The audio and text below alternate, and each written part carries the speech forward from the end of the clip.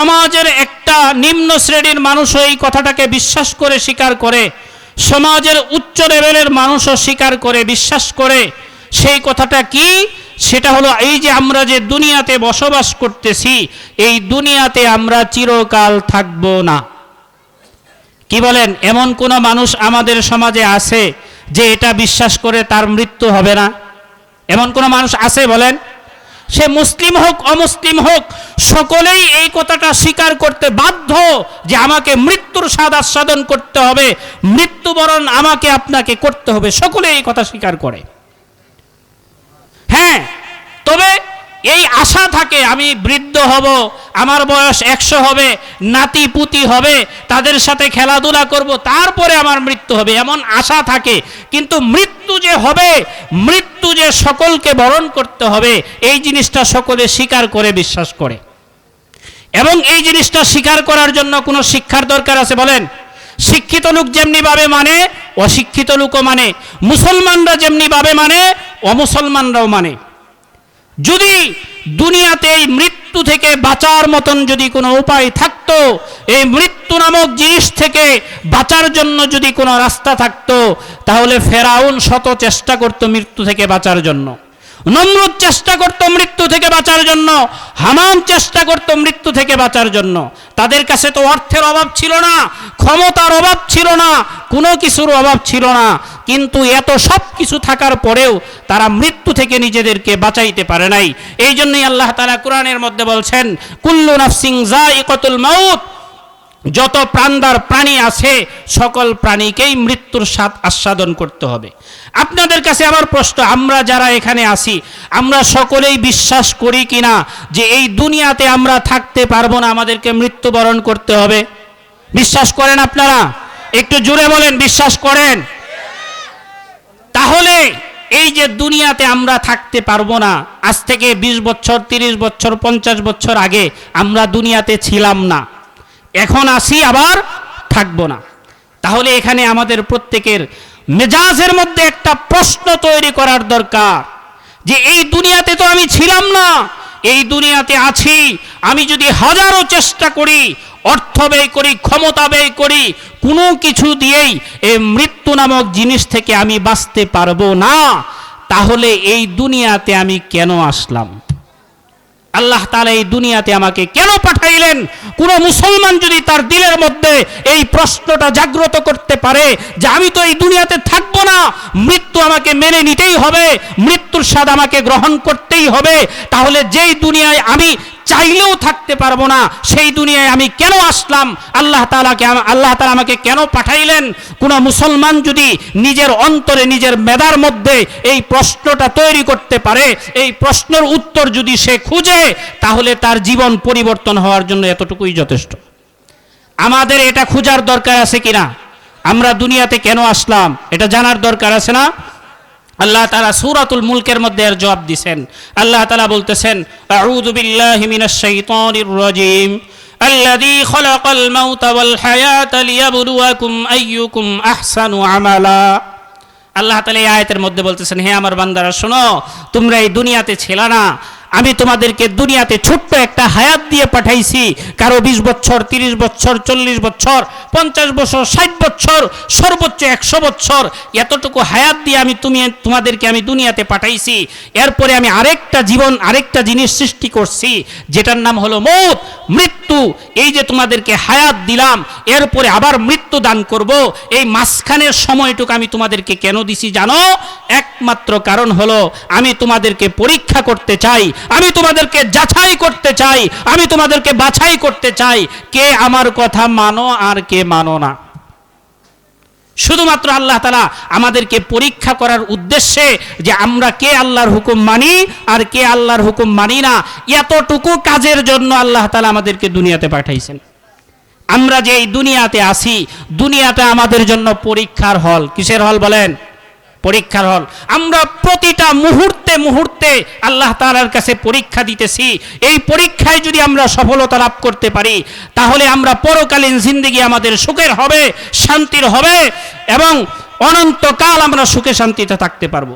আর এই পরীক্ষার হলে যদি আমি ফেল করে যাই, 5 নাম্বার যদি না পাই, তাহলে পরকালীন জিন্দিগিতে আমাদেরকে ধরা খেতে হবে। এই জন্য আমরা কে কে চাই যে দুনিয়ার জিন্দিগি যেহেতু পরীক্ষার হল, এই পরীক্ষার হলে পরীক্ষা দিয়ে আমরা যেন সফলতার সাথে উত্তীর্ণ হইতে পারি, আল্লাহ তাআলার দরবারে যেন নিজেদেরকে ভালোভাবে প্রমাণ করতে পারি, এমন কে কে চাই একটু হাত তুলি। তো এই জন্য কি কি কাজ করলে সফলতা লাভ করা যাবে, পরীক্ষায় পাশ করা যাবে, এটা জানার দরকার আছে না? কি বলেন? এতটুকু তো বুঝলাম যে আমরা দুনিয়াতে কি দিতেছি, বলেন? পরীক্ষা দিতেছি। এটা সবাই বুঝছেন কিনা যে আল্লাহ তাআলা আমাদেরকে দুনিয়াতে পাঠাইছেন পরীক্ষা করার জন্য, আমরা সকলেই পরীক্ষা দিতেছি। এখন কোন কোন বিষয়ে পরীক্ষা দিলে আমরা পরীক্ষায় কোন কোন বিষয়গুলো নিজেদের জীবনে বাস্তবায়ন করলে পরীক্ষায় সফলতা লাভ করতে পারবো, এটা জানার দরকার আছে। জানার পরে কি করতে হবে বলেন? মানতে হবে। জানার পরে কি করতে হবে? তো ইনশাআল্লাহ নিয়ত করি জানবো, জানার পরে মানবো। আল্লাহ তাআলা, আমি যে সূরাতুল মুমিনিনের আয়াত তেলাওয়াত করেছি, আল্লাহ তাআলা সূরাতুল মুমিনিনের প্রথম কয়েকটা আয়াতের মধ্যে মুমিনদের 7টা গুণের কথা বলছেন। কয়টা গুণের কথা বলছেন? 7টা গুণ সম্পর্কে আলোচনা করার মতন সময় নাই, তবে এই 7 গুণের মধ্যে প্রধান যে গুণটা সেই সম্পর্কে কয়েকটা আলোচনা করব। আল্লাহ তাআলা সূরাতুল মুমিনিনের মধ্যে বলতেছেন, বিসমিল্লাহির রহমানির রহিম, قد أفلح المؤمنون الذين هم في صلاتهم خاشعون। ওই সকল মুমিনরা, আমি যে দুনিয়াতে তাদেরকে পরীক্ষার জন্য পাঠাইছি, ওই সকল মুমিনরা দুনিয়ায় পরীক্ষা দিয়ে কৃতকার্য হইতে পারবে, সফলতার সাথে উত্তীর্ণ হইতে পারবে যেই সমস্ত মুমিনরা খুশু খুজুর সহিত নামাজ আদায় করে। 1 নাম্বার গুণ আল্লাহ তাআলা বলতেছেন, যেই সকল মুমিনরা খুশু খুজুর সহিত নামাজ আদায় করে। তাইলে পরীক্ষায় পাশ করতে গেলে 7টা গুণের কথা আল্লাহ তাআলা সূরাতুল মুমিনিনের মধ্যে বলছেন। এই 7টা গুণের মধ্যে সর্বপ্রথম গুণ যেটা, সেটার নাম কি আদায় করা বলেন? নামাজ আদায় করা। কি আদায় করা? আল্লাহ তাআলা এই মুমিনদের সফলতার যতগুলো মাধ্যম আছে, সর্বপ্রথম নামাজের কথা কেন বললেন? কি কারণ? কারণ হলো ইসলামের মধ্যে একজন মুসলমানের জন্য ঈমান আনার পরে সবচেয়ে জরুরি, সবচেয়ে গুরুত্বপূর্ণ যে ইবাদতের নির্দেশ ইসলাম দিয়েছে, আল্লাহ তাআলা দিয়েছে, সেটা হলো নামাজ। এই জন্যই আল্লাহর হাবিব সাল্লাল্লাহু আলাইহি ওয়াসাল্লাম বলছেন, আউয়ালু মা ইউহাসাবু বিহিল আবদু ইয়াউমাল কিয়ামাতিস সালাহ। কিয়ামতের মাঠে সর্বপ্রথম নামাজের হিসাব হবে। কিয়ামতের মাঠে সর্বপ্রথম কিসের হিসাব হবে? নামাজের হিসাব হবে। ফাইন সলুহাত সলুহা সাইরু আমালি, যদি কোনো বান্দা নামাজের হিসাব পরিপূর্ণভাবে দিতে পারে, আল্লাহর হাবিব সাল্লাল্লাহু আলাইহি ওয়াসাল্লাম বলতেছেন তার জন্য সকল হিসাব দেওয়া তার জন্য সহজ হয়ে যাবে।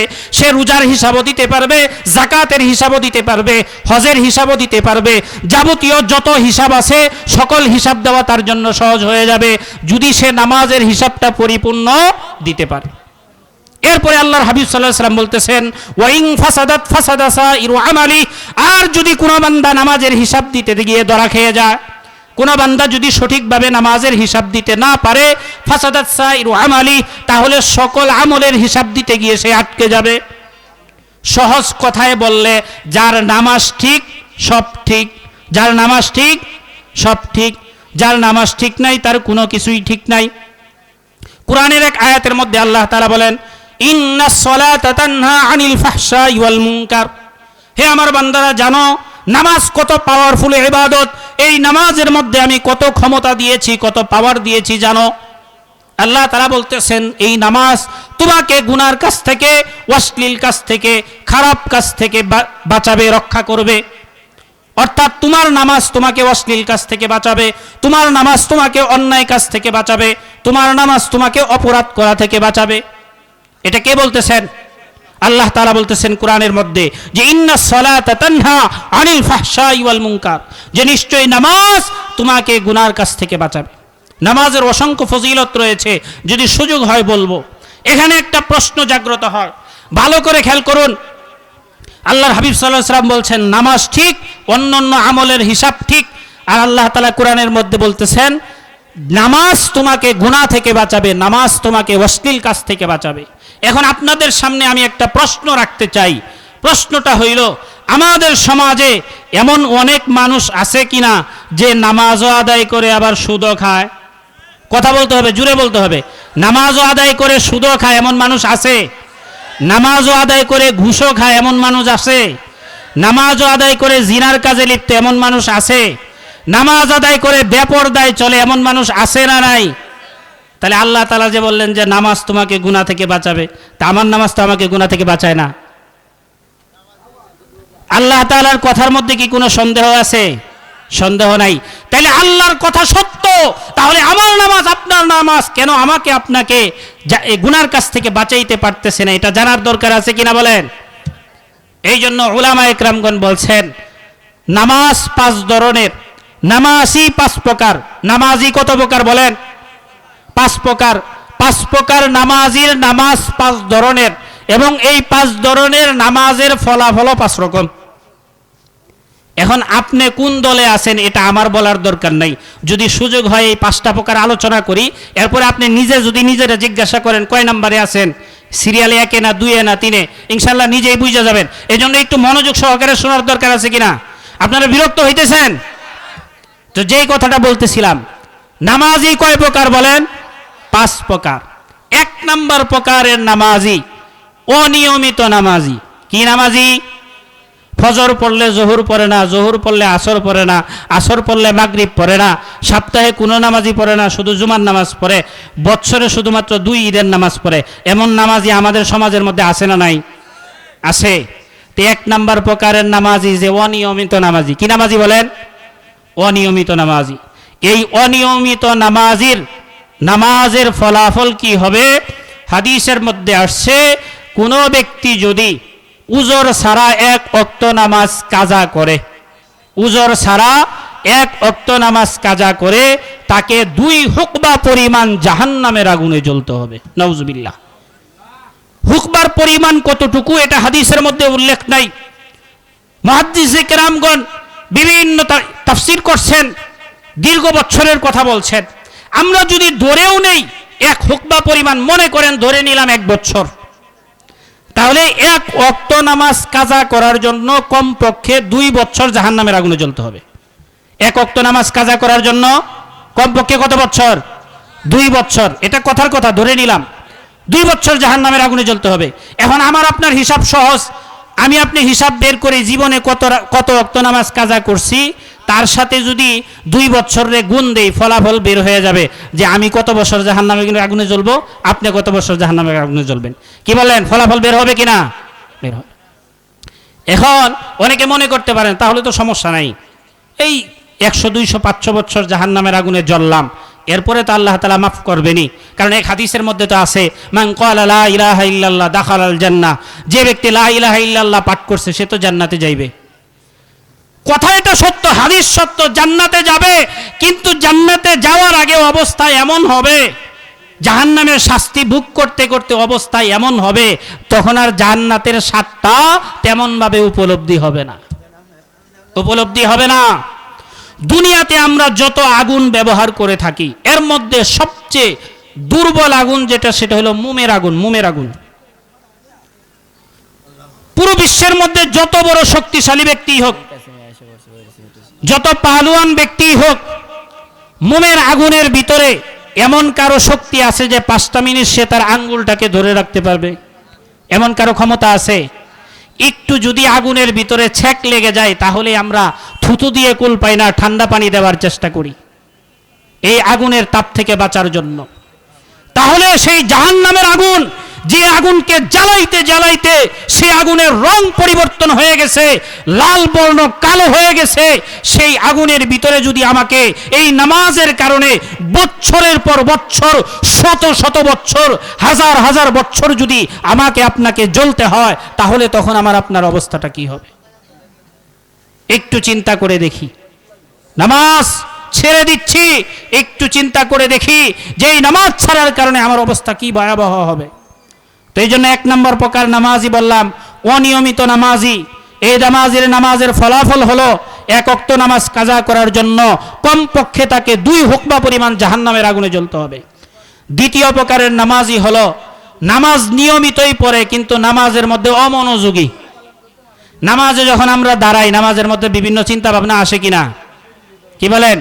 কৃষিকাজের চিন্তা আসে, ব্যবসা বাণিজ্যের চিন্তা আসে, সাংসারিক চিন্তা আসে, আরো বিভিন্ন ধ্যান ধারণা মাথার মধ্যে আসে কি আসে না? এই দ্বিতীয় প্রকার নামাজি হলো অমনোযোগী। নামাজ নিয়মিত পড়ে কিন্তু অমনোযোগী, তার নামাজের মধ্যে মন থাকে না, রাখার চেষ্টাও করে না। মন যে সংসারের মধ্যে ঢুকছে, ইমাম সাহেব নামাজ পড়াইতেছে, ইমাম সাহেবের সাথে কোন রকম রুকু সেজদা করতেছে, অন্য কিছুর খবর নাই, তার মন সংসারে। এই নামাজিকে আল্লাহ তাআলা কিয়ামতের মাঠে ভয়াবহ ধমক দিবেন।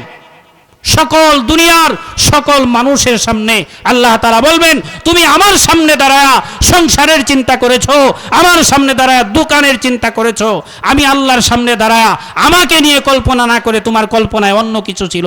আল্লাহ তাআলা ভয়াবহ ধমক দিবেন। সে সময় দুনিয়ার সকল মানুষের সামনে যখন আল্লাহ তাআলার ধমক খাবে, তখন মানুষের অবস্থা লজ্জায় মাথা অবনত হয়ে যাবে। যখন কোনো সালিশ হয়, বিচার আচার হয়, এই বিচার আচারের মধ্যে নেতারা যদি একজনকে যদি ধমক দেয়, সকলের সামনে সে লজ্জিত হয় না? তখন মনে হয় সকলের সামনে লজ্জিত হওয়ার থেকে যদি মারা যাইতাম এটাই ভালো ছিল। তো দুনিয়ার সকল মানুষের সামনে যদি আল্লাহ তাআলা আমাকে আপনাকে ধমক দেন, তখন লজ্জা লাগবে কি না? লজ্জা লাগবে। তো 2 নাম্বার নামাজি হইল যে নিয়মিত নামাজ পড়ে কিন্তু নামাজে অমনোযোগী। নামাজে অমনোযোগী। কেমন অমনোযোগী? নামাজের মধ্যে তার মন থাকে না, রাখার চেষ্টাও করে না। 3 নাম্বার প্রকারের নামাজি হলো যেই নামাজি নামাজের মধ্যে তার